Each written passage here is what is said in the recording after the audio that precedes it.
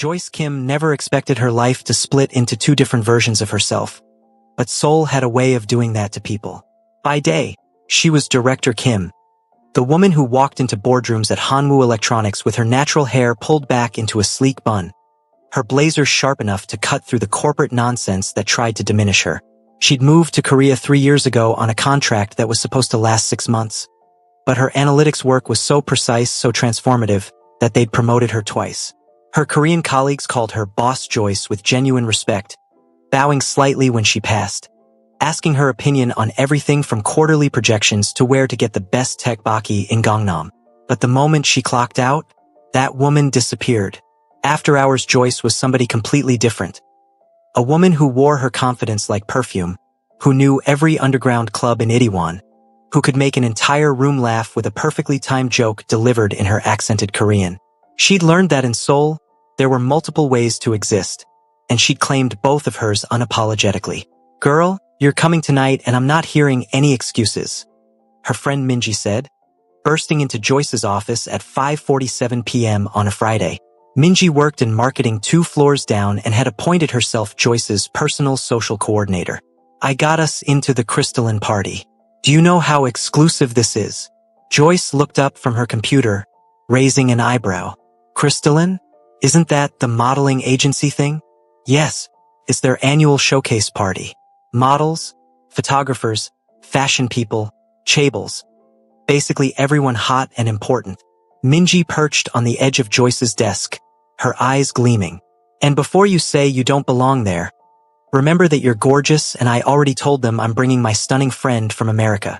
I'm from Chicago, not a runway, which is exactly why you need to come. You're real. These people are so polished they're basically holograms." Minji grabbed Joyce's hand. "Please? I can't go alone, and you've been working late every night this week. You need fun." Joyce glanced at the spreadsheet still glowing on her screen, then back at Minji's hopeful face. The truth was, she'd been feeling restless lately. At 31, she'd built an impressive career, had an apartment in Gangnam with a view of the Han River, had friends and freedom. But something felt incomplete, like she was waiting for a chapter to begin that she hadn't known she'd been anticipating. "Fine," Joyce said, shutting her laptop. "But I'm not wearing anything uncomfortable." 3 hours later, Joyce stood in front of her mirror barely recognizing herself. She'd chosen a burnt orange silk slip dress that caught the light when she moved, paired with her favorite leather jacket and gold hoops that her mother had sent from Chicago. Her hair was out in its full natural glory, thick coils that framed her face like a crown. She'd lined her lips in a deep brown and added a gloss that made them look like they were telling secrets. Minji whistled when Joyce opened the door. "Now that is what I'm talking about. You look like money and trouble had a baby." "Is that a compliment?" "The highest one I know." The crystalline party was being held at a private venue in Cheongdam-dong, the kind of place that didn't have a sign because if you needed a sign, you didn't belong there. The entrance was marked only by a red rope and 2 security guards who checked Minji's name against a list before nodding them through. Inside, the space was transformed into something between a gallery and a fever dream. Models draped themselves over velvet furniture like living sculptures. Photographers moved through the crowd with cameras that probably cost more than Joyce's car. The music was deep and hypnotic, the kind that made your heartbeat adjust to its rhythm. "I told you," Minji shouted over the bass. "Hot people central." Joyce laughed, following her friend to the bar. The bartender, a woman with silver hair and perfect winged eyeliner, made them drinks that came smoking with dry ice. Joyce took a sip of hers and tasted lychee, vodka, and something floral she couldn't name. "To bad decisions and good stories," Minji toasted, clinking her glass against Joyce's. "I'll drink to that." They moved through the party, Minji introducing Joyce to people whose names she immediately forgot. A photographer who'd shot for Vogue Korea. A designer who made handbags that cost more than Joyce's monthly rent. A model who was apparently famous on Instagram, though Joyce had never heard of her. Everyone was beautiful in that carefully constructed way, like they'd been assembled by a team rather than born. Joyce was starting to feel pleasantly buzzed when someone announced they were playing a game. "Musical chairs!" A woman in a white suit shouted, and suddenly the crowd was cheering. Someone cleared space in the center of the room, arranging chairs in a circle, while the DJ switched to something more playful. "Oh no," Joyce said. But Minji was already pulling her into the circle. "Come on. It'll be hilarious." The game started, and Joyce found herself laughing despite her protests. There was something absurd about watching Korea's most beautiful people scrambling for chairs like children at a birthday party. The music pumped, people circled, and one by one, chairs disappeared. Joyce was good at this game. She'd grown up with 3 brothers and had developed competitive instincts early. She was fast, strategic, always aware of which chair would be easiest to claim. The circle grew smaller. 8 people, then 6, then 4. The music was building to a crescendo when Joyce spotted her target. A chair slightly isolated from the others. She calculated the distance, the timing, the exact moment she'd need to move. The music stopped. Joyce lunged for the chair and landed squarely on something that definitely wasn't furniture. It took her brain a moment to process what had happened. She'd sat down, yes, but instead of the hard surface of a chair, she'd landed on something warm, something solid.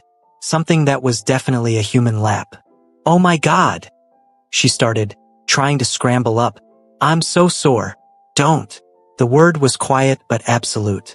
A hand settled on her waist. Not grabbing, not pulling, just holding, steadying her. Joyce froze. "Stay," the voice said, and this time she heard the accent. Korean, but with something else underneath it. Cultured, educated, dangerous. She turned her head slowly, and that's when she saw him. He was possibly the most beautiful man she'd ever seen in person. And in Korea, that was saying something. Sharp jawline. Eyes so dark they looked black in the dim light. Hair pushed back from his face in a way that probably took no effort but looked like art. He wore a simple black shirt, sleeves rolled to his elbows, revealing forearms that suggested he did more than sit behind a desk. But it was his expression that caught her. He was looking at her like she was the most interesting thing in the room, like everyone else had suddenly stopped existing. Joyce found her voice. "I was aiming for the chair." His mouth curved into something that wasn't quite a smile but held amusement. "And yet you found something much better." The crowd had gone quiet around them. Joyce could feel eyes watching, could sense the shift in energy. Whoever this man was, people were aware of him, wary of him. "I don't usually make a habit of sitting on strangers," Joyce said, finding her composure. "But when I do, I commit to it fully." Now he did smile, and it transformed his face from beautiful to devastating. "I appreciate commitment. I can tell." She gestured at his hand, still resting on her waist. "You've got quite the grip there. Would you prefer I let you go?" Joyce considered this. She should say yes, should stand up, laugh it off, rejoin Minji who was staring at them with her mouth open. Should remember that she didn't do this. Didn't flirt with random men at parties. Didn't let herself get distracted by a pretty face and a dangerous smile. But something in his eyes stopped her. Something that felt like recognition, like the universe had decided to be chaotic and interesting on a random Friday night. "I prefer," Joyce said slowly, "to know the name of the man whose lap I'm occupying. Kang Yeonjun." He said it like it should mean something. Didn't. Not to Joyce. "Well, Kang Yeonjun, I'm Joyce Kim, and normally I'm much better at musical chairs." "I hope not," Yeonjun said. "This is far more memorable." Someone cleared their throat loudly. The game had ended. A winner declared, but no one was moving. The air felt charged with something Joyce couldn't name. "Perhaps," Yeonjun said, his voice dropping lower, meant only for her. "We should continue this conversation somewhere quieter?" Every instinct Joyce had developed in 3 years of Seoul nightlife was screaming at her to be careful. She didn't know this man, didn't know why everyone was watching them like they were witnessing something significant, didn't know why her heart was racing like she'd just run up 10 flights of stairs.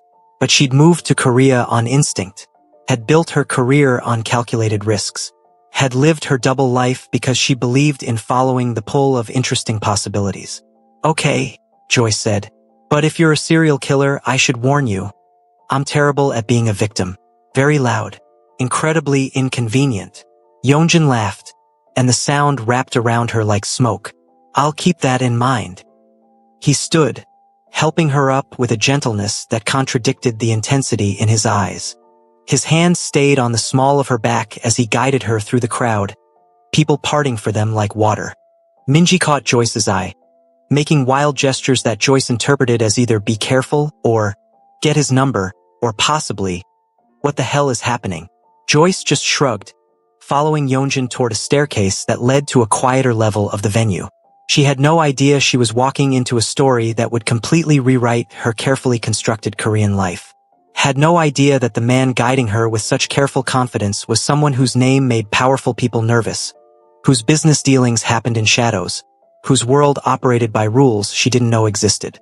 All Joyce knew was that for the first time in years, she felt like something was beginning. And she'd never been very good at walking away from a beginning.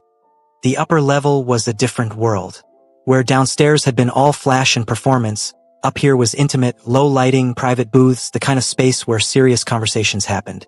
Yeonjun led Joyce to a corner booth with a view of the entire party below, but positioned so they had privacy. "So this is where the VIPs hide," Joyce said, sliding into the booth. "I was wondering where the actual party was. You weren't enjoying yourself downstairs?" Yeonjun sat across from her, close enough that she could smell his cologne. Something woody and expensive. "Oh, I was having a great time. Nothing says Friday night like watching beautiful people pretend not to care about being beautiful." She accepted a drink from a server who appeared without being summoned. Something amber in a crystal glass. "But this is nice too. Quieter. I can actually hear myself think." "And what are you thinking?" Joyce took a sip of her drink. Whiskey, smooth and probably older than she was. "I'm thinking that you're someone important, based on how everyone reacted when I landed on you. I'm thinking you're used to getting what you want. And I'm thinking you're wondering if I'm going to be impressed by any of it." Yeonjun's eyebrows rose slightly. "Observant. It's literally my job. I analyze patterns and data for a living." She leaned back, studying him. "So which is it? Old money? New money? K-pop executive? Underground poker champion?" He laughed genuinely this time. "None of the above. Well, some of the above. It's complicated. Complicated is my favorite flavor." "Is it?" He tilted his head, and Joyce realized he was studying her just as carefully as she was studying him. "You're not like the others here. Because I'm black? Trust me. I noticed I'm usually the only one in the room." "No." His voice was firm. "Because you're real. Everyone downstairs is performing some version of themselves.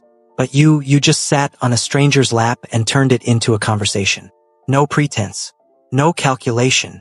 "Oh, there was definitely calculation," Joyce corrected. "I calculated that chair was empty. I was wrong, but my math was solid." Yeonjun smiled, and Joyce felt it in her chest. Dangerous.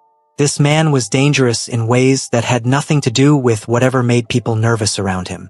"Tell me about your complicated life." Joyce Kim, who works with data. So she did. She told him about Chicago winters and kimchi jjigae, about being the only black woman in most of her meetings and how she'd learned to make her difference an advantage, about her brothers who video called her every Sunday demanding to know if she was eating well, about how she'd built two versions of herself in Seoul because she refused to be just one thing. "By day, I'm corporate Joyce, blazers, analytics, quarterly reports. By night, I'm whatever I want to be. Some nights, I want to be dancing until 3 a.m. Other nights, I want to be home with a book and my cat." "You have a cat?" "Malcolm. He's orange and judgmental. We're perfect for each other." Yeonjun laughed, and Joyce realized she liked making him laugh. Liked the way his carefully controlled expression broke into something genuine. "What about you?" she asked. "What's your complicated story?" "I work in acquisitions," he said carefully. "Family business. My father built something significant, and I'm continuing his work." "Acquisitions." Joyce rolled the word around. "That's delightfully vague." "It has to be. Mysterious acquisitions man with a name that makes people nervous." She leaned forward. "You know I'm going to Google you the second I get home. You won't find much.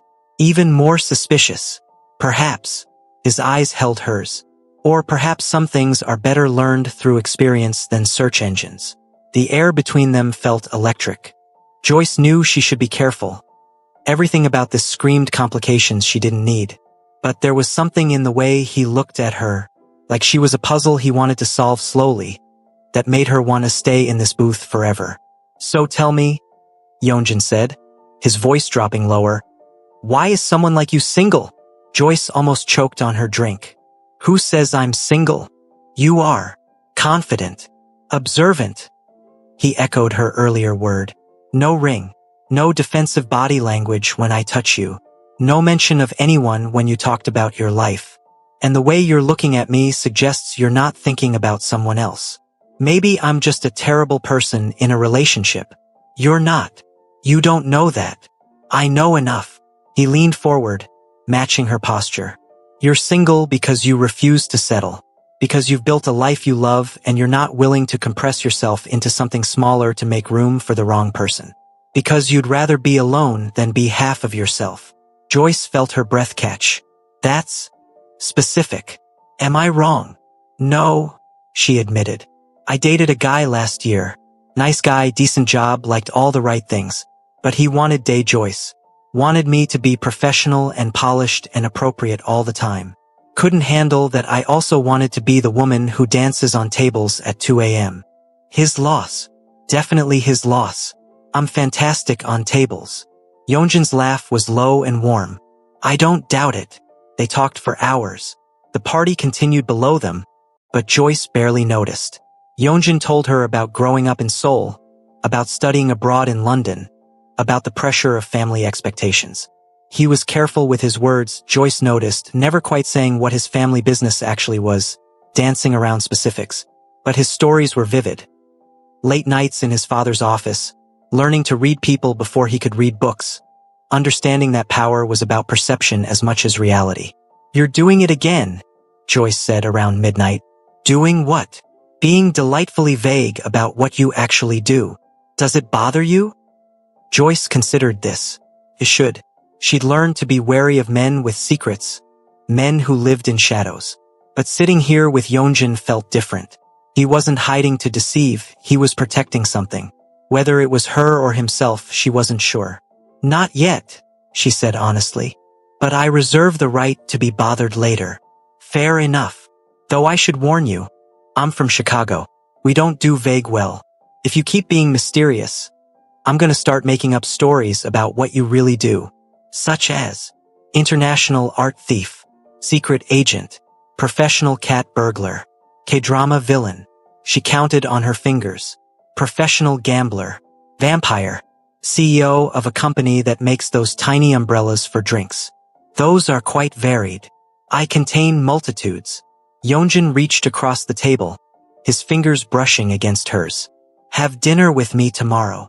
Joyce's heart did something complicated in her chest. That's very direct. I don't believe in wasting time when I know what I want. And what do you want? To know what you're like when you're not sitting on my lap at a party. His thumb traced small circles on her palm. To hear more about Malcolm the judgmental cat. To understand how someone becomes two different people in the same city. To make you laugh like you did when you told me about your brothers. Joyce knew she should say no. Knew that men who talked like poetry and touched like promises were usually trouble. Knew that she had a good life, a simple life, and adding someone like Yeonjun to it would complicate everything. But she'd never been good at choosing simple over interesting. Okay, she said, but I picked the place. And if you're secretly boring, I'm leaving. Deal. They exchanged numbers, Yeonjun walking her down to find Minji, who'd been texting increasingly frantic messages for the past 2 hours. His hand stayed on her back the entire time, a touch that felt both protective and possessive.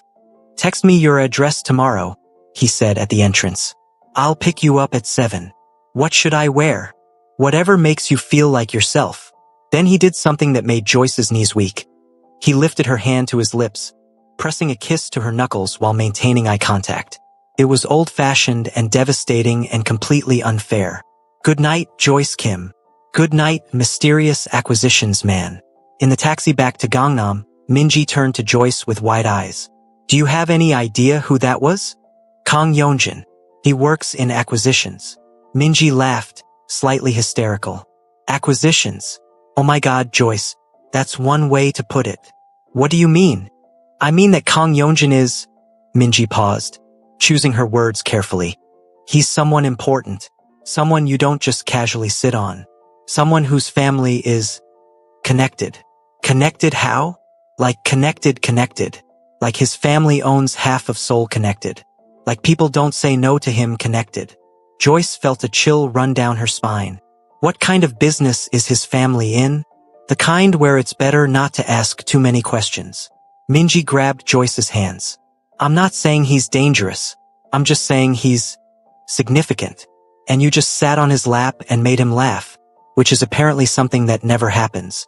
Should I cancel dinner? Are you insane? No, but just be careful, okay? This isn't like your normal dating life. This is different. Joyce looked out the window at Seoul streaming past. Neon lights, endless buildings, a city that never quite slept. She thought about Yeonjun's careful words, the way people had watched them, the feeling that she'd stumbled into something bigger than a chance meeting. She should be scared, should recognize all the warning signs flashing in neon. But all she could think about was the way he'd looked at her, like she was the answer to a question he'd been asking for years. I'll be careful, Joyce promised. Joyce changed outfits 4 times before settling on dark jeans, a cream silk blouse, and her leather jacket, the uniform of someone trying to look like they weren't trying. Malcolm watched from the bed with feline judgment. Don't look at me like that, she told him. You're not the one going to dinner with a man who might be a crime lord. Malcolm yawned, unimpressed. Her phone buzzed. Downstairs. Joyce grabbed her bag, gave Malcolm one final scratch behind his ears, and headed down. Yeonjun was leaning against a sleek black car. Not flashy, but clearly expensive. Looking unfairly attractive in dark slacks and a charcoal sweater. You're punctual, she said by way of greeting. You sound surprised. Powerful men usually think their time is more valuable than everyone else's. My mother would kill me if I kept a woman waiting. He opened the car door for her. She raised me better than that. The restaurant was in Samcheong-dong, tucked away on a quiet street, the kind of place locals guarded like secrets. Small, intimate, with a chef who apparently knew Yeonjun by name. You come here often? Joyce asked as they were led to a private room. When I want to actually taste my food instead of being watched eating it. The meal was extraordinary, courses that felt like art, each bite deliberately composed. They talked easily, naturally, the conversation flowing like they'd known each other for years instead of hours. Yeonjun asked about her work, actually listening when she explained analytics, asking intelligent questions that showed he understood business. You're good at this, Joyce observed over dessert. Eating, making people feel heard. It's a skill.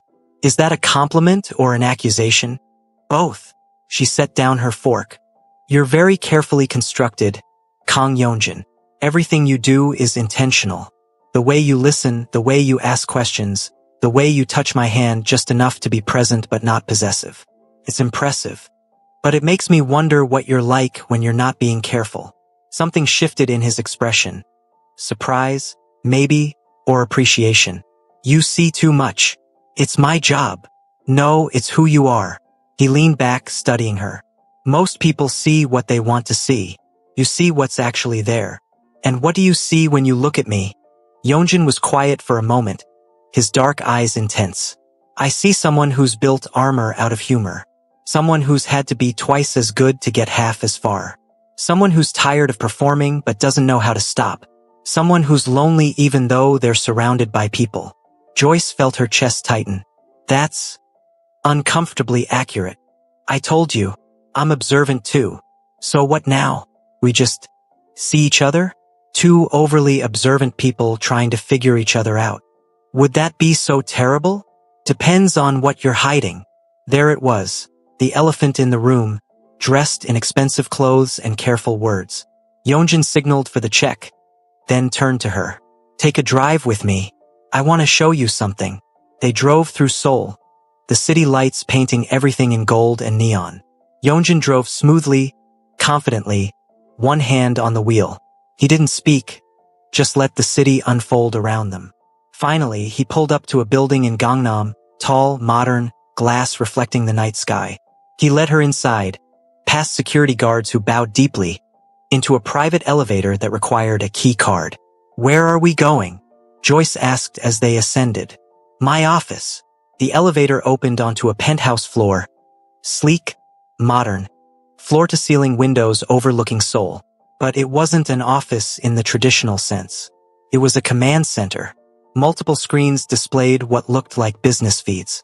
A conference table surrounded by high-end chairs. Art that was probably worth more than Joyce's apartment. Wow, Joyce said. This is either very impressive or very concerning. Yeonjun walked to the windows, hands in his pockets. My family's business is complicated. We deal in acquisitions, like I said, real estate, entertainment, import-export, legitimate businesses, all properly licensed and registered. But we also operate in spaces where traditional business meets less traditional arrangements. We mediate disputes, facilitate connections, solve problems that can't be solved through normal channels. Joyce felt her stomach drop. You're telling me you're mob adjacent. I'm telling you that in Korea, power operates differently than you might expect. My family has influence, connections. We exist in the spaces between legal and extra-legal, never quite crossing the line but always aware of where the line is. So you're a crime lord. I'm a businessman who understands that crime is relative. Joyce walked to the windows, looking out at the city. Her city, the place she'd made her home. Why are you telling me this? Because you were going to figure it out anyway. Because I don't want to lie to you. And because... He moved to stand beside her, close but not touching.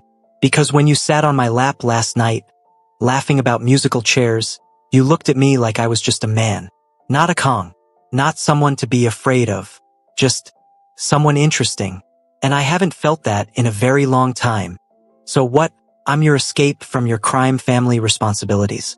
Your normal girl experience. You're not normal. You're extraordinary. You're funny and brilliant and you see through every carefully constructed wall I've built. You scare me, Joyce. And I like being scared. Joyce turned to face him. I should walk away. This is exactly the kind of complicated I don't need. You should, he agreed. But you won't. Because you're just as curious as I am about what this could be. He was right, damn him. Joyce had spent 3 years building a safe life, a predictable life. And in 2 days, Yeonjun had made her want to throw all of that away for something dangerous and unknown. I have conditions, she said. Name them. 1, you never lie to me. I don't care how ugly the truth is. I want it. 2, I keep my independence. My job, my apartment, my life.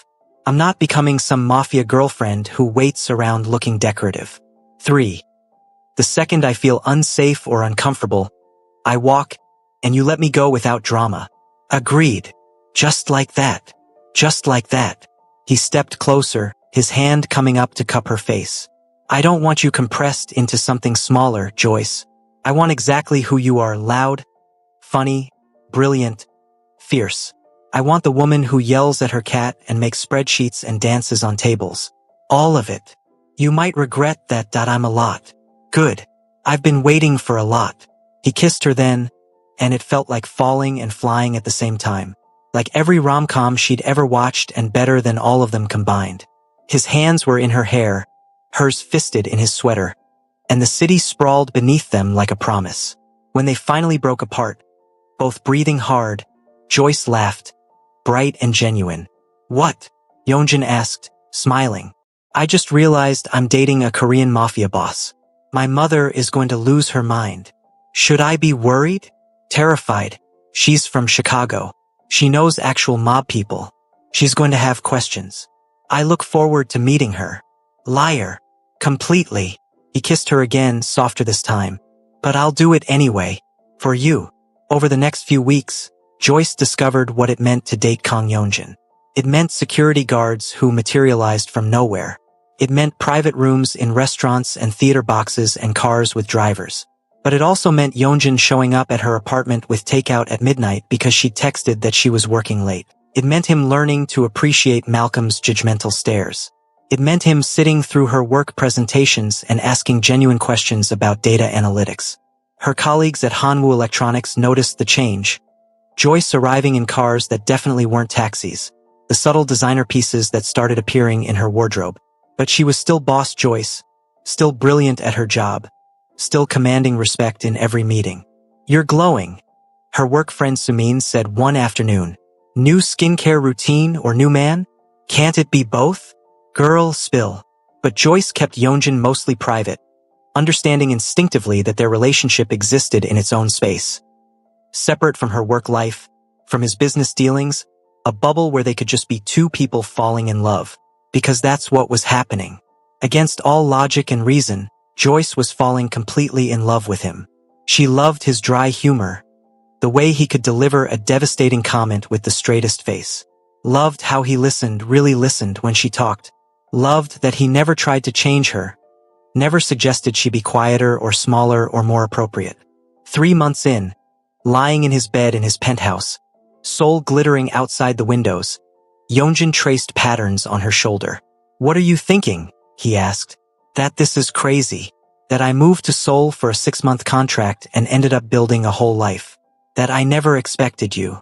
That I'm terrified and exhilarated and I don't know what happens next." "What do you want to happen next?" Joyce turned to face him. "I want to keep being surprised by you. I want Malcolm to eventually accept that you're staying. I want to introduce you to my family and watch my brothers try to intimidate you. I want to see where this goes when we stop being careful. I stopped being careful the moment you sat on my lap. Liar. You're always careful. Not with you." He kissed her forehead. "With you, I'm completely reckless. It wasn't perfect." There were nights when Yeonjun had to leave suddenly for business and return tense and closed off. There were moments when Joyce felt the weight of his world.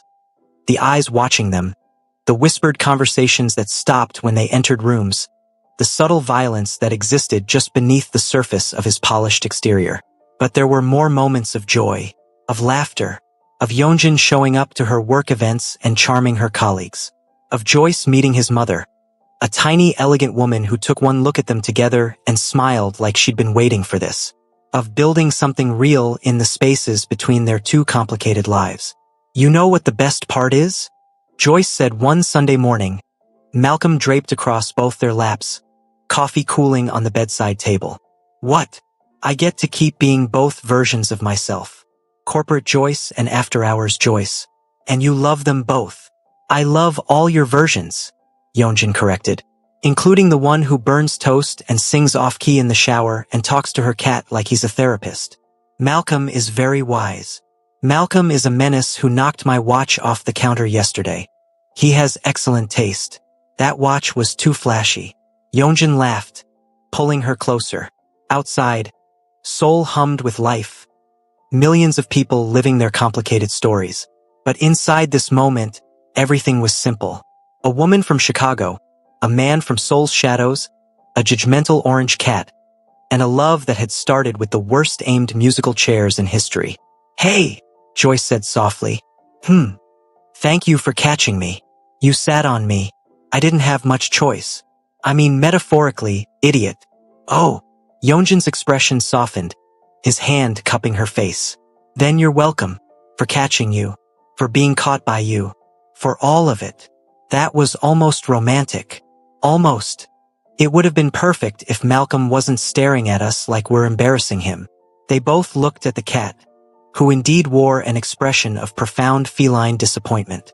"He'll get over it," Yeonjun said, kissing her. And as Joyce kissed him back, soul spreading infinite beneath them, Malcolm sighing his judgment, she thought about beginnings and middles and all the chapters yet to be written. She'd come to Korea for a job. She'd stayed for a life. And she'd found love in the last place she'd expected. On the lap of a beautiful, dangerous man at a party where she didn't belong. But then again, Joyce had never been very good at staying where she belonged.